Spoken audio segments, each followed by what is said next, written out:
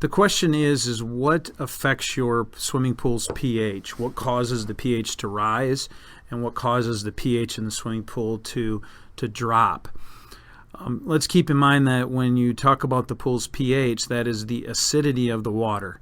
So when the pH is high, that means the water is very basic or alkaline. When the pH is low, that means that the water is acidic. And both of those conditions can harm your swimming pool, and both of those conditions, whether the pH is high or low, can also affect the bather's enjoyment of the pool, because if the water is acidic, it can actually be irritating to your skin and your eyes. If the water is very basic, it can cause calcium deposits and damage to your swimming pool's shell and heater and things like that.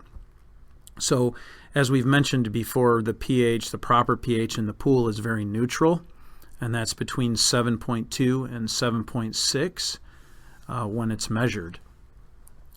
Some factors that cause the pH to rise and lower. One would be actual rainwater. Rainwater can be very acidic. Depending on where you're at in the country, you can get very acidic rain, and that can cause the pH to drop. The actual mechanical function of the pump, for example, movement of water in the pump, which causes some aeration, naturally raises the pH. So sometimes just the actual mechanical function of your pump running can affect the pH over time. And then, of course, the chemical products that you're adding to the swimming pool, they affect the pH as well. One of the things I would recommend in owning a swimming pool is learning about your source water. If you know the pH and alkalinity of your source water, then you know what you're working with as you add water to your swimming pool every week.